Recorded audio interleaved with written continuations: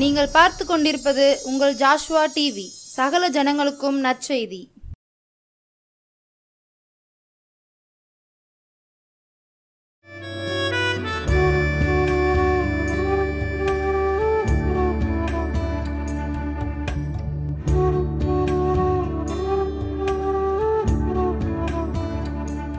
ஆண்டவரும் இரட்சகருமாகிய இயேசுவின் நாமத்தினாலே ஜாஷ்வா டிவி நேயர்கள் அனைவருக்கும் நற்செய்தி நேரம் சார்பாக அன்பின் சமாதான வாழ்த்துக்களை தெரிவித்துக் கொள்கிறேன்.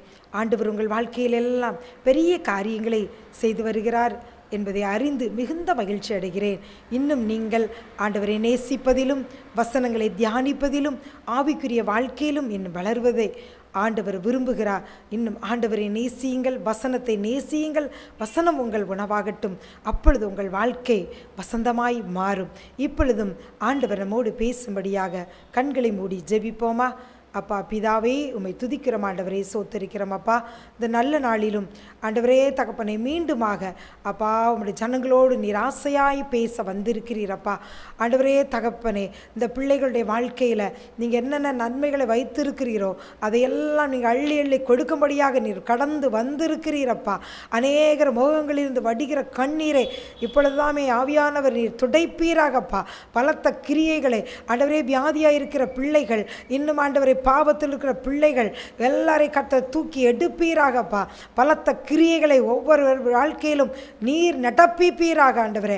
பெரிய காரியங்களை செய்யும் இயேசுவின் மூலம் ஜெபிக்கிறோம் நல்ல பிதாவே, ஆமீன் ஆமீன். இந்த நாளிலும் தேவன் நம்மோடு பேசும்படியாக கொடுத்த தலைப்பு கேள்விப்பட்ட பொழுது. அதாவது வேதத்தில் சில சம்பவங்களை கேள்விப்பட்ட பொழுது அப்படிங்கிற ஒரு வார்த்தை பயன்படுத்தப்பட்டுள்ளது. அந்த கேள்விப்பட்ட பொழுது அதற்கு பின்பதாக என்னென்ன காரியங்கள் நடக்கிறது. அதாவது இயேசுவை குறித்து கேள்விப்பட்ட பொழுது ஒரு மனுஷன் வருகிறான், அவருடைய வாழ்க்கையில் நடந்த மாற்றம். அடுத்ததாக அவருடைய வாழ்க்கை நல்ல முறையில் நடந்து சென்று கொண்டிருக்கும் போது அங்கு அதை கேள்விப்பட்ட பொழுது எதிரி எப்படி வருகிறான் அப்படி என்று சொல்லி சில காரியங்கள் எழுதப்பட்டுள்ளது. அவற்றை கூட நாம் இன்று உங்களுக்கு பிரயோஜனமாக இருக்கும்படி சில காரியங்களை நாம் தியானிப்போம். முதலாவதாக நாம் பார்த்தோமானால் லூக்கா எழுதின சுவிசேஷம் 7வது அதிகாரம் வசனம் 3. அவன் இயேசுவை குறித்து கேள்விப்பட்ட பொழுது. யார் 100க்கு அதிபதி?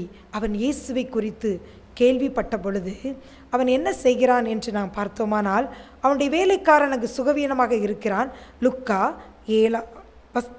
7வது அதிகாரம் அதன் 2வது வசனம் முதல் அங்கு 10வது வசனம் வரை, 2 முதல் வசனம் 10 வரை அங்கு அந்த 100க்கு அதிபதியோட சம்பவம், அவனுடைய வேலைக்காரன் சுகமாக சம்பவம் அங்கு எழுதப்பட்டுள்ளது. அதில் பார்த்தோமானால் 100க்கு அதிபதி இயேசுவை குறித்து கேள்விப்படுகிறான். இயேசு என்பவர் இங்கே எல்லா பகுதியிலும் சுற்றி தெரிந்து வியாதியஸ்தர்களை எல்லாம் சுகமாக்குகிறார். குருடரின் கண்களை அவர் திறக்கிறார். செவிடரின் காதுகள் திறக்கப்படுகிறது. பிசாசு பிடித்தவர்கள் அதிலிருந்து விடுதலையாக்கப்படுகிறார்கள். எல்லாவற்றையும் அவன் கேட்கிறான். 100க்கு அதிபதி அவன் ஒரு ரோமனாக இருந்தாலும் அவன் இயேசுவை குறித்து என்ன செய்கிறான்? கேள்விப்படுகிறான். கேள்விப்பட்டாலும் அவன் வேறு ஒரு வழிபாடில் இருந்தாலும், அவன் ஒரு பெரிய பதவியில் இருந்தாலும், வேலைக்காரன் சுகவீனமாக இருக்கும் பொழுது அவன் மருத்துவமனைக்கோ இல்லை தன்னுடைய அதிகாரத்தை பயன்படுத்தி அவன் எங்கெல்லாமோ அவனை கொண்டு சென்று சுகப்படுத்தி அவன் முயற்சி எடுத்திருக்கலாம். ஆனால் அவன் 100க்கு அதிபதி இயேசுவை குறித்து கேள்விப்பட்ட பொழுது அவன் என்ன செய்கிறான் பார்த்தோமானால், அவன் வந்து வேலைக்காரனை குணமாக்க வேண்டும் என்று யூதருடைய மூப்பரை என்ன செய்கிறான்? ஆண்டவரிடத்தில் அனுப்புகிறான். அவர்கள் வந்து ஆண்டவரிடம் சொல்லுகிறார்கள், உண்மையாகவே அந்த மனுஷன் நமக்கு நிறைய காரியங்கள் செய்கிறான், அவன் இதற்கு பாத்திரனாக இருக்கிறான் என்று சொன்ன பொழுது கூட இயேசு என்ன செய்கிறார்? அவர்களுக்கு கூட அந்த வேலைக்காரனை சுகமாக்கும்படி கடந்து செல்கிறார். வசனம் 6. வீட்டுக்கு சமீபமான போது 100க்கு அதிபதி அந்த சொல்லுகிறான், நீங்கள் அவரிடத்தில் போய் இயேசுவிடத்தில் சொல்லுங்கள், ஆண்டவரே நீர் வருத்தப்பட வேண்டாம், என் வீட்டு வாசலுக்குள் பிரவேசிக்க நான் பாத்திரன் அல்ல என்று சொல்லி அவன் என்ன செய்கிறான்?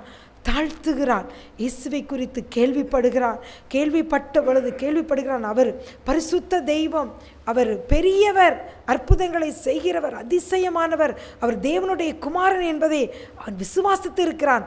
அதனால் தான் அவன் சொல்லுகிறான், அவ்வளவு ஒரு பெரிய தேவன், மனுஷகுமாரன், அவர் இவ்வளவு அற்புதங்கள் அடையாளங்களை செய்கிறவர், நிச்சயமாகவே இவர் ஒரு பெரியவர், அவர் தேவனுடைய குமாரன், அவர் என்னுடைய வீட்டுக்கு வருவதற்கு பாத்திரன் அல்ல என்கிற ஒரு உணர்வு அவனுக்குள்ளதாக, அவன் தன்னை தாழ்த்துகிற ஒரு உணர்வு அவனுக்கு வருகிறது.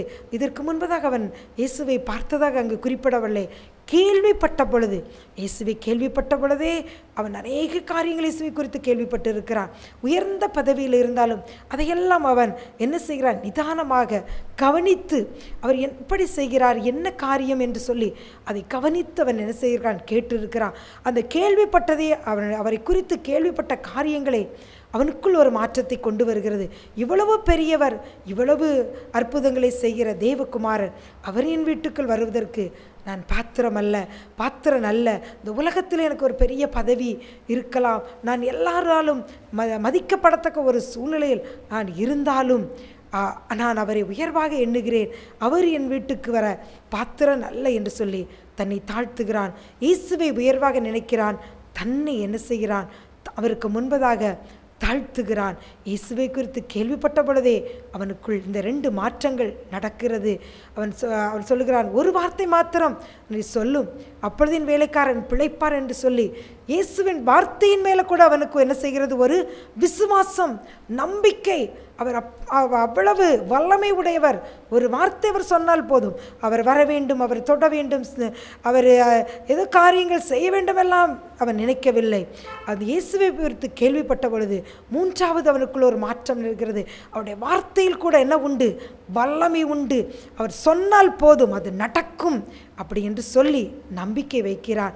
அவன் ஆண்டவரை கேள்விப்பட்ட பொழுது இவ்வளவு 3 காரியங்கள் அவனுக்குள்ளதாக அவனுக்கு நிகழ்கிறது. அவர் பெரியவர், அவர் என் வீட்டுக்கு வருவதற்கு தகுதியல்ல, தன்னை தாழ்த்துகிறான்.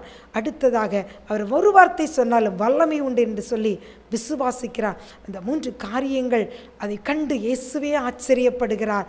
அவன் வேலைக்காரன் சுஸ்தமாகிறான் என்று சொல்லுகிறான். அப்படி அவன் போன பொழுது வேலைக்காரன் சுஸ்தமாகிறான். நீங்களும் இயேசுவை குறித்து அநேக காரியங்களை கேள்விப்பட்டிருப்பீர்கள். அவர் ஒருவேளை உங்களுக்கு அநேக காரியங்கள் அது புரியாததாக, இயேசுவை பற்றி தவறானதாக கூட அது உங்களுக்கு நீங்கள் கேள்விப்பட்டிருக்கலாம், சொல்லப்பட்டிருக்கலாம். பிரியமானவர்களே, எல்லா காரியங்களும் இன்றைக்கு உங்கள் சிந்தனை விட்டு அகற்றுங்கள். அவர் பெரியவர், அவருக்கு முன்பதாக உங்களை தாழ்த்துங்கள். அவர் ஒரு வார்த்தை சொன்னால் போதும், அது வல்லமை உண்டு என்று சொல்லி நீங்கள் நம்புங்கள். உங்கள் வாழ்க்கையில் நிச்சயம் அவங்களுடைய வாழ்க்கையில் அற்புதங்கள் நடக்கும். நீங்கள் யாருக்கெல்லாம் வேண்டுகிறீர்களோ அவர்கள் வாழ்க்கையிலும் நன்மையான காரியங்கள் நடக்கும். இயேசுவை குறித்து கேள்விப்பட்டிருக்கிற உங்கள் வாழ்க்கையில் பெரிய காரியங்கள் அன்றைக்கு மாத்திரமல்ல, இயேசு இன்றைக்கும் செய்ய வல்லவராக இருக்கிறார். அவருடைய வார்த்தை இன்று உங்களுக்கு நேராக கடந்து வருகிறது. அவர் வார்த்தையில் ஜீவன் உண்டு. உயிரற்ற சாவுக்கேதுவான உங்கள் சரீரங்களை அந்த வார்த்தையின்றி உயிர்ப்பிக்கிறது. பாவத்திலும் சாபத்திலும் கிடக்கிற உங்களை அந்த வார்த்தை சுகப்படுத்துகிறது, அது சுத்தப்படுத்துகிறது, தூய்மைப்படுத்துகிறது, உங்களுக்கு மறுவாழ்வு கொடுக்கிறது அந்த வார்த்தை. அதனால் கவலைப்படாதீர்கள் பிரியமானவர்களே. அடுத்ததாக கூட நாம் ஒரு காரியத்தை பார்த்தோமானால், நெகேமியா 6:1 அங்கு ஒரு காரியம் சொல்லப்பட்டுள்ளது. நான் அலங்கத்தை கட்டி முடித்ததையும், அங்கு நெகேமியா சொல்லுகிறான், அலங்கத்தை நான் கட்டி முடித்ததையும், இனி அதிலே திறப்பு ஒன்றுமில்லை என்பதையும், அதில் ஒரு காரியம், அதில் விரிசல், அதில் ஒரு பழுது, ஒரு காரியம் இல்லை என்பதையும் சன்பல்லாத்தும் தொபியாவும், அவர்கள் யார், அந்த அலங்கம் கட்டுவதற்கு தடையை உண்டு பண்ணுகிற எதிரிகள், அரபியரான கேஷுமும் எங்களுக்கு உண்டாயிருந்த மற்ற பகைஞரும் கேள்விப்பட்ட பொழுது, அதாவது அங்கு அலங்கம் கட்டி அதில் ஒரு குறையும் இல்லை, ஜனங்களெல்லாம் சேர்ந்து வேலை செய்கிறார்கள், எல்லாம் கட்டி முடிக்கப்படுகிறது என்று கேள்விப்பட்ட பொழுது, அந்த சொல்லப்பட்டுள்ளது பகைஞர் கேள்விப்பட்ட பொழுது அவங்க என்ன செய்கிறார்களாம், வசனம் 2 அங்கு நெகேமியா சொல்லுகிறார்கள், எனக்கு அவர்களோவென்றால் 2 பின்பகுதி, அவர்களோவென்றால் எனக்கு பொல்லாப்பு செய்ய நினைக்கிறார்கள். அந்த காரியத்தை இவன் செய்து விட்டானே, இவனுக்கு பொல்லாப்பு செய்ய வேண்டும் என்று சொல்லி அங்கு பின்பதாக காரியங்கள் சொல்லப்பட்டுள்ளது. 5வது வசனத்தில் அவன் கையிலே முத்திரைப்படாத ஒரு கடிதத்தை என்ன செய்கிறார்கள், கொடுக்கிறார்கள். அவர் அதில் சொல்லப்பட்டுள்ளது, நீ நல்லது செய்த நான் நினைக்கிற, நீ யூதர் நடுவில் என்ன செய்கிற, கலகத்தை உண்டு பண்ணுகிற, அப்படியெல்லாம் வார்த்தை அங்கு எழுதப்பட்டுள்ளது.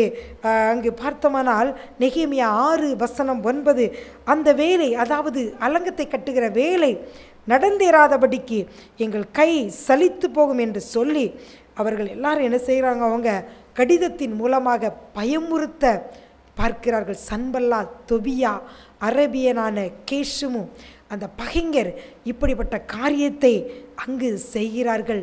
செய்யும் பொழுது அங்கு நெகேமியா என்ன செய்கிறான், நெகேமியாவுடைய பதில் என்ன, நெகேமியா அதற்கு எப்படியாக மறு உத்தரவு கொடுக்கிறான், அவனுடைய நடவடிக்கை அதற்கு எப்படியாக இருந்தது என்று சொல்லி பார்த்தோமானால் வசனம் 3, அவர்களிடத்தில் ஆட்களை அனுப்பி, நான் பெரிய வேலையை செய்கிறேன், நான் வரக்கூடாது, அந்த வேலையை விட்டு உங்களிடத்து வருகிறதுனால் அது மெனக்கெட்டு போவானேன், நான் பெரிய வேலையை செய்கிறேன், நான் உங்களிடத்தில் வரமாட்டேன் என்று சொல்லுகிறான். அடுத்ததாக அவர்கள் அவனை கொல்ல வேண்டும் என்று திட்டமிடுகிறார்கள். வசனம் 11 சொல்லுகிறான், என்னை போன்ற மனிதன் ஓடி போவானோ, என்னை போன்றவன் உயிர் பிழைக்கும்படி தேவாலயத்தில் போய் பதுங்குவானோ, நான் போவதில்லை, நான் உயிருக்கெல்லாம் பயந்தவன் அல்ல. இவர்கள் சன்பல்லாத், தொபியா அந்த பகைஞர் எனக்கு விரோதமாக என்னை கொல்ல வேண்டும் என்று அவர்கள் நினைக்கிறார்கள். அதற்காக நான் பயந்து ஆலயத்துக்கெல்லாம் போய் நான் என்ன செய்ய மாட்டேன், பயப்பட மாட்டேன், மனுஷனுக்கு நான் பயப்பட மாட்டேன், நான் தேவனுடைய சித்தத்தின்படி நான் அலங்கத்தை கட்டிக்கொள்கிறேன் என்று சொல்லி அவன் 2வதாக அங்கு சொல்லுகிறான். அடுத்ததாக அங்கு ஒரு ஜெபத்தை அவன் செய்கிறான். என் தேவனே ஆண்டவர் நோக்கி செய்கிறான். 2வது அதிகாரம் நெகேமியா 6:14 என் தேவனே, தொபியாவும் சன்பல்லாத்தும் செய்த இந்த செய்யத்தக்கதாக நீர் அவர்களையும் நொவதியாள் என்னும் தீர்க்கதரிசியானவளையும் எனக்கு பயமுண்டாக்க பார்த்த மற்ற தீர்க்கதரிசிகளையும் நினைத்து கொள்ளும் என்று சொல்லிவிட்டு ஆண்டவரிடம் சொல்லிவிட்டு அவன் என்ன செய்கிறான், நெகேமியா அவன் தன்னுடைய பணிகளை அங்கு தொடங்குகிறான், தொடர்ந்து செய்கிறான்.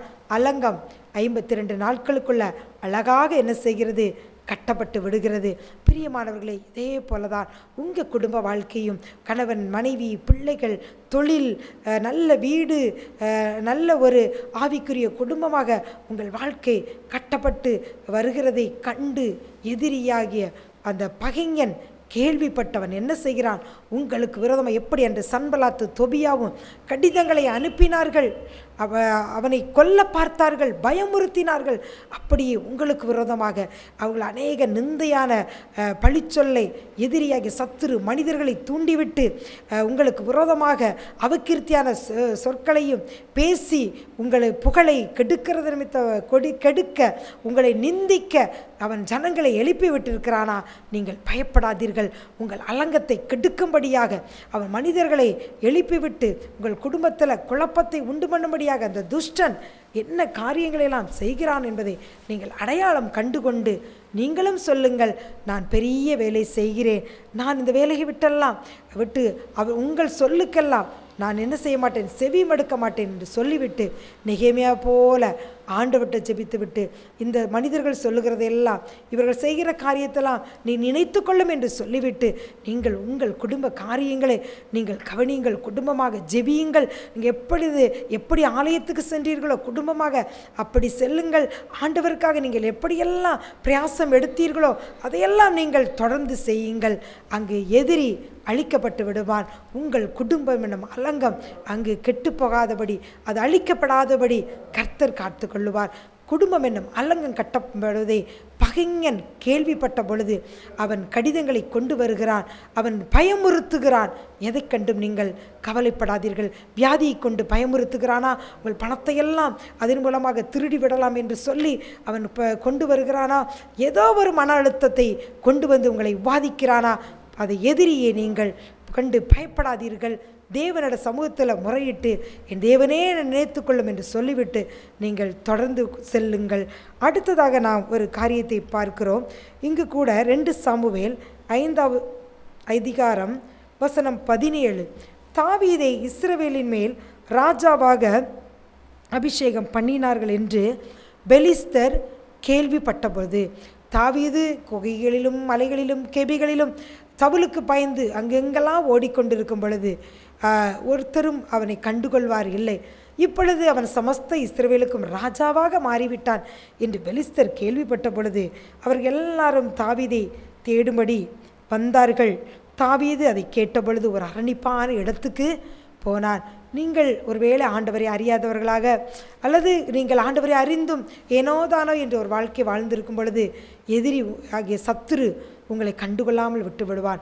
இனிமேல் நாம் நல்லா ஜெபிக்க வேண்டும், உபவாசிக்க வேண்டும், பரிசுத்தமான வாழ்க்கை வாழ வேண்டும் என்று சொல்லி நீங்கள் ஒரு முடிவெடுத்து நீங்கள் அதை நோக்கி கடந்து செல்லும் பொழுது அதை யார் கேள்விப்படுகிறான்?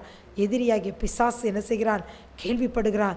இவன் ஆண்டவரை அல்லவா பின்பற்றுகிறான், பரிசுத்தமான வாழ்க்கை அல்லவா வாழ முற்படுகிறான், அபிஷேகமெல்லாம் பெற்றுவிட்டானே, இவனை சும்மா விடக்கூடாது என்று சொல்லி அவன் உங்களுக்கு பல்வேறு வழிகளை என்ன செய்கிறான்?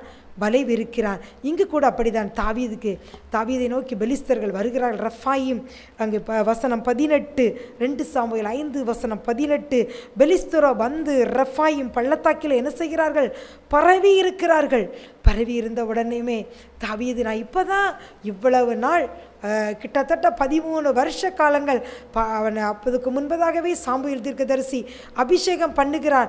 ஆனாலும் அவன் ராஜாவாக முடியவில்லை. பல்வேறு பாதைகளை, கடும் உபத்திரவங்கள், வனாந்திர அனுபவங்களை எல்லாம் கடந்து இப்பொழுதுதான் ராஜாவாக இருக்கிறான். அவன் சோர்ந்து போகவில்லை. அந்த சூழ்நிலையில் எதிரி பெலிஸ்தியர்கள் பரவி இருந்தாலும் கர்த்தரிடத்தில் அங்கு வசனம் 19, பெலிஸ்தியருக்கு விரோதமாய் நான் போகலாமா? அவர்களை என் கையில் ஒப்பு கொடுப்பீரா என்று தாவீது கர்த்தரிடத்தில் என்ன செய்கிறான்? விசாரிக்கிறான். அப்போ கர்த்தர் சொல்லுகிறார், நீ போ அப்படின்னு சொன்ன பொழுது அங்கு 21 வசனம், அங்கு பெலிஸ்தர் தங்கள் விக்கிரகங்களை விட்டு ஓடி போனார்கள். தாவீதும் அவர் மனுஷரும் அவைகளை என்ன செய்தார்கள்? சுட்டரித்தார்கள் என்று சொல்லி போடப்பட்டுள்ளது. அப்படியும் அவங்க விடவில்லை. திரும்பவும் என்ன செய்கிறாங்க? இவன் ராஜாவாக இருக்கக்கூடாது, இவனை அழித்து விட வேண்டும் என்று சொல்லி எதிரியாகிய சத்துரு பிசாசு அவர்களை தூண்டி விடுகிறான். பெலிஸ்தர் திரும்பவும் வராங்க. திரும்பவும் பெலிஸ்தர் வந்த பொழுது தேவனிடத்தில் விசாரிக்கிறான். அப்பொழுதுதான் அவர் சொல்லுகிறார், வசனம் 24, முசுக்கட்டை செடிகளின் நுனிகளிலே செல்லுகிற இரைச்சலை நீ கேட்கும்போது சீக்கிரமாய் நீ எழும்பி போ, கர்த்தர் உனக்கு முன்பாக புறப்பட்டிருப்பார் என்று சொல்லுகிறார். அப்படியே அங்கு தாவீது சென்று பெலிஸ்தரை முறியடிக்கிறான். பிரியமானவர்களே, நீங்கள் பரிசுத்த வாழ்க்கை வாழ உங்களை ஒப்பு கொடுக்கும் பொழுது ஆண்டவருக்கு பிரியமாய் நான் வாழ வேண்டும், ஆண்டவருக்காக நான் இதை செய்ய வேண்டும் என்று சொல்லி ஒரு சிறிய காரியத்தை கையில் எடுக்கும் பொழுது இப்படித்தான் எதிரியாக சத்துரு அவன் வந்து எங்கும் என்ன செய்வான்? கண்ணிகளை பரப்பி வைப்பான். எப்படி பெலிஸ்தியர் பரவி இருந்தார்களோ அப்படி பரவி இருக்கும் பொழுது போதும், இந்த பரிசுத்த வாழ்க்கை போதும், நான் ஆண்டவருக்கெல்லாம் செய்தது போதும், இதெல்லாம் என்னால் இந்த பிரச்சனைகளெல்லாம் தாங்க முடியாது, நான் சும்மா ஏதோ இருந்துவிட்டு போய் விடுகிறேன் என்று சொல்லி அதை விட்டு நீங்கள் பின்வாங்காதபடிக்கு எப்படி தாவீது ஆண்டவரிடத்தில் விசாரித்தானோ அப்படியே நீங்களும், ஆண்டவரே இப்படிப்பட்ட காரியங்கள் எனக்கு விரோதமாக நடக்கிறதே, நான் உங்களுக்காக தான் நான் நிற்கிறேன் என்று சொல்லி ஆண்டவரிடத்தில் விசாரிக்கும் பொழுது அவர் நிச்சயமாக உங்களுக்கு ஆலோசனை சொல்வார். நீ எப்படி தாவீதும் அவன் மனுஷரும் அங்கு சுட்டரிக்கப்பட்டார்களோ அதே தாவீதும் அவன் மனுஷரும் பெலிஸ்தியர் விக்கிரகங்களை சுட்டரித்தது போல உங்களை கொண்டு ஆண்டவர் எதிரியாகிய சத்துருவை வீழ்த்துவார். அவருடைய கிரியைகள் எல்லாம் உங்கள் மூலமாக சுட்டரிக்கப்படும். எதிரி தாழ்த்தப்பட்டு போவான். அப்படியே நீங்கள் செய்யும் பொழுது திரும்பவும் அங்கு பெலிஸ்தர் வந்தது போல உங்கள் வாழ்க்கையில் சத்துரு பல்வேறு பாடுகள், பிரச்சனைகளை கொண்டே இருக்கலாம். மீண்டுமாக தாவீது போல நீங்களும் ஆண்டவர் சமூகத்தில் போய் விசாரிக்கும் பொழுது அவர் சொல்லுவார், நீ எழும்பிப்போ, உன் கையில் ஒப்பு கொடுப்பேன் என்று சொல்லுவார். ஒரு நாளும் அவர் உங்களை எதிரி கையில் ஒப்பு கொடுக்க மாட்டார். அவர் உங்களை வெற்றி சிறக்க பண்ணுகிற தேவன். நீங்கள் சொல்லுங்கள், எவ்வளவு பிரச்சனைகள் பாடுகள் வந்தாலும் அதை கண்டு துவளாதபடி கர்த்தராகிய இயேசு கிறிஸ்துவினாலே எனக்கு ஜெயம் கொடுக்கிற தேவனுக்கு சோத்திரம் என்று சொல்லும் பொழுது ஆண்டவர் சொல்லுகிற, நான் உனக்கு முன்பாக புறப்பட்டிருப்பேன் என்று சொல்லியிருக்கிறாரே, அந்த வார்த்தையை நீங்கள் கையில் எடுத்துக்கொண்டு கடந்து செல்லுங்கள். பெலிஸ்தியர் உங்களுக்கு விரோதமாக எழும்பியிருக்கிற எல்லா எதிரியின் கிரியைகளும் அது அழிக்கப்பட்டு போகும். கர்த்தர் தாமே உங்கள் வாழ்க்கையில் ஜெயத்தை கொடுப்பார். பிரியமானவர்களே, இயேசுவை குறித்து கேள்விப்படும் பொழுது உங்கள் சுபாவங்கள் மாற வேண்டும் என்று சொல்லி ஆண்டவர் ஆசைப்படுகிறார். அடுத்ததாக பார்த்தோமானால் அலங்கம், உங்கள் குடும்ப அலங்கம் நன்றதாக மகிழ்ச்சியாக போய் கொண்டிருக்கும் பொழுது எதிரி தந்திரங்களை அங்கு உபயோகித்து உங்கள் குடும்பத்தினுடைய சமாதானத்தை கெடுக்க நினைக்கும் பொழுது நீங்கள் ஆண்டவர் சமூகத்தில் ஜெபித்து அதை நினைத்து கொள்ளும் ஆண்டவரே என்று சொல்லும் பொழுது கர்த்தர் உங்கள் குடும்பத்தை அவர் எந்த எதிரியும் தொடாதபடி காத்து கொள்ளுவார். நீங்கள் அபிஷேகம் பண்ணப்பட்டு ஆண்டவருக்கு ஒரு பரிசுத்தமான வாழ்க்கை வாழ்ந்து அவருக்காக எதையாகி செய்ய வேண்டும் என்று சின்னதோ பெரியதோ காரியம் செய்யும்போது எதிரி கேள்விப்பட்டு அவன் எவ்வளவு தூரம் வந்தாலும் நீங்கள் அவரிடம் விசாரிக்கும் பொழுது உங்களுடைய எல்லையில் இருக்க எதிரி தாழ்த்தப்பட்டு அவள் கிரியையெல்லாம் அழிக்கப்பட்டு ஒரு வெற்றியுள்ள வாழ்க்கை வாழ கர்த்தர் உங்களுக்கு கிரியை செய்வார். அப்படியே ஜெபிப்போமா? அன்பின் பரலோக பிதாவே, உம்மை துதிக்கிறோம் ஆண்டவரே, சோத்தரிக்கிறோம் அப்பா. ஆண்டவரே தகப்பனே, உங்களை குறித்து கேள்விப்பட்டிருக்காங்கப்பா. இந்த பிள்ளைகள் சுபாவங்கள் எல்லாம் மாறட்டும், உங்களை குறித்த அறிவு உண்டாகட்டும், தேவனை குறித்த அறிவு ஒவ்வொரு பிள்ளைகளுக்கும் உண்டாகட்டும். நான் சேவிக்கிற தேவன் பெரியவர், அவர் வார்த்தையில் வல்லமை உண்டு, அவர் உன்னதமானவர் என்கிற உணர்வு, உங்களை பற்றி அறிகிற அறிவு ஒவ்வொரு ஜனங்களுக்கும் உண்டாகட்டும். எப்படி பூமி ஜலத்தினால் நிறைந்து சமுத்திரம் ஜலத்தினால் நிறைந்திருக்கிறது போல அப்படி ஒவ்வொருவருக்கும் கர்த்தரை குறித்த அறிகிற அறிவு ஒவ்வொருவருக்கும் உண்டாகட்டும். நான் சேவிக்கிற தேவன் பெரியவர், வல்லமை உடையவர், அவர் எனக்காக யுத்தம் செய்வார், எனக்காக அவர் புறப்பட்டு இருப்பார், எதிரியின் கிரியைகளை சுட்டரிக்கிற வல்லமை உடையவர் என்கிற அறிவு ஒவ்வொருவருக்கும் உண்டாகட்டும் ஆண்டவரே. உங்களை பெரியவராய் பார்க்கட்டும் ஆண்டவரே. எதிரியை பற்றிய சிந்தனை அவர்கள் மனதிலிருந்து எடுத்து போடுவீராக. ஒவ்வொருவருக்கு அவர் நீர் வழக்காடுவீராக, யுத்தம் செய்வீராக ஆண்டவரே. இவர்களுக்கு விரதமாக போடப்பட்டுள்ள பொய் வழக்குகள் எல்லாவற்றை கர்த்தர் மாற்றி கொடுப்பீராக. என்ன வழக்குக்கு பாதுக்கு உங்கள் பிள்ளைகளை விலக்கி விடுவிப்பீராக. சத்துரு ஆண்டவரே படுத்து வைத்திருக்க எல்லா நன்மைகளையும் நீர் பிடுங்கி கொடுப்பீராக ஆண்டவரே. அநியாய வழக்குகளுக்காக பணத்தை செலவழிக்கிற ஆண்டவரே அந்த செலவுகளிலிருந்து விடுதலை கொடுப்பீராக, நீதி செய்வீராக ஆண்டவரே. பெரிய காரியங்களை செய்வீராக. ஜெபங்கேளும் நல்ல பிதாவே, ஆமீன்.